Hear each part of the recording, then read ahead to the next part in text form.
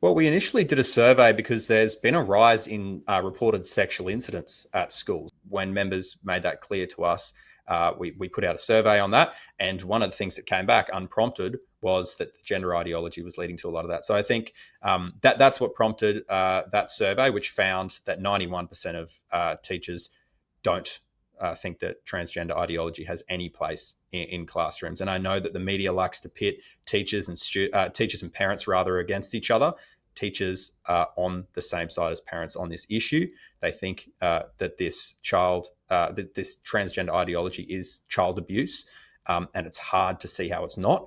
And I think there's going to be a reckoning for people who push it, like, as you mentioned, Jacinta Allen. I mean, earlier this week, she stands up at a press conference, berates a journalist. That's just nonsense.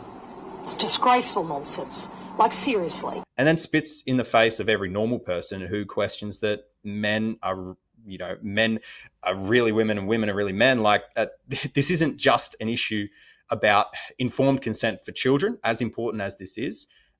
It's about the truth, and it doesn't become any truer that a male can become a female when they turn 18. It's fundamentally untrue for all ages. This was what our teachers came very clearly back in. I think it was 85% of our teachers said, no, you can't change your biological sex. Sort of ongoing attack on a program that is making a difference in kids' lives just should be stopped. So, of course, this week out of Victoria, I mentioned before, we had this trending storyline about the Respectful Relationships course, which is coming under criticism from both parents and teachers. This is basically saying to kids who are 5 years old,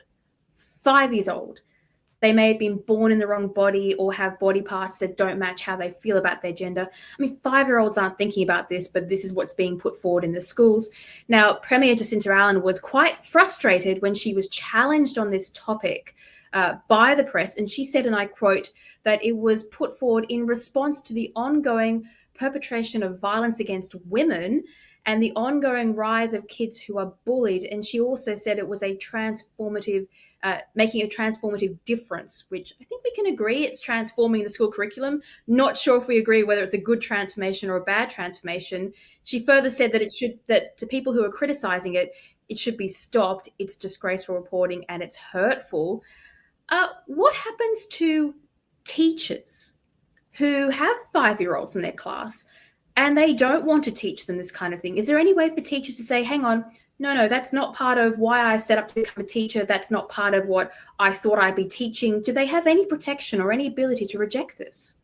Not a whole lot of protection, which is the really worrying thing. And the other worrying thing in Victoria in particular, teachers aren't allowed to talk to parents about the child's gender identity per se. They're not allowed to talk about any conversations that might have been had in the classroom. And you think about it, you're a parent sending your child to the school, and they're at school they're reporting elements of gender dysphoria and mental illness, and you're not able to get that information back from a teacher. So our teachers' hands are tied a lot of the time, and that's why we've put forward in our public schools log of claims in the upcoming enterprise bargaining protections for teachers who don't want to go along with this stuff, because there's got to be a stand taken, and teachers are taking stands. So many teachers have stood themselves down because of it. I know Moira Deeming, that's one of her big moves before going into Parliament, was the fact that she resigned because she refused to teach this sort of stuff. And we've got members that have chosen to do so as well, which is really, really sad. We've got a teacher shortage crisis.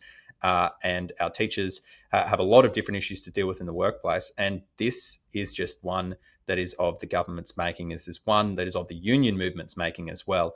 And again, it's not benefiting anyone but themselves. And it is utterly cruel to children, which is the most horrendous part of this. For those unfamiliar with the survey conducted, I'm just going to read through a few interesting statistics that were discovered. So here are the questions and here are the answers. Do you feel pressure to comply with employer guidelines on gender identity which go against your personal beliefs? 69.5% said yes. Do you believe transgender ideology should be taught in schools? 91.4% said no. Do you believe someone can legitimately become a member of the opposite sex? 83.9 said no. Do you believe that children should be able to take puberty blocking drugs? 93.9% said no. As for surgery, 96.8% said no.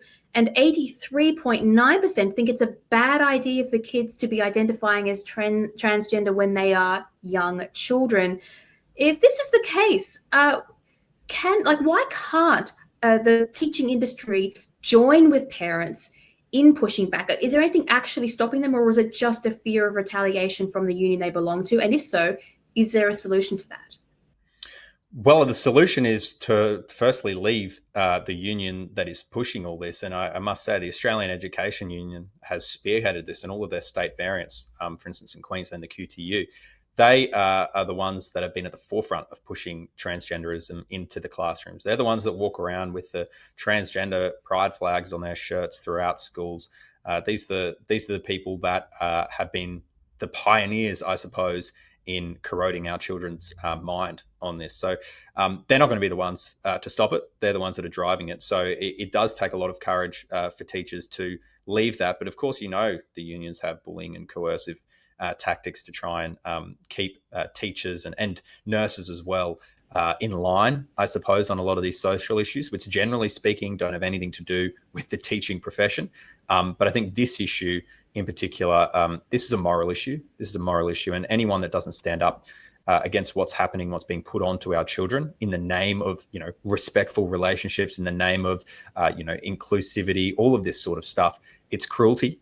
Adults are the ones that have to make hard, sometimes, uncomfortable decisions for children.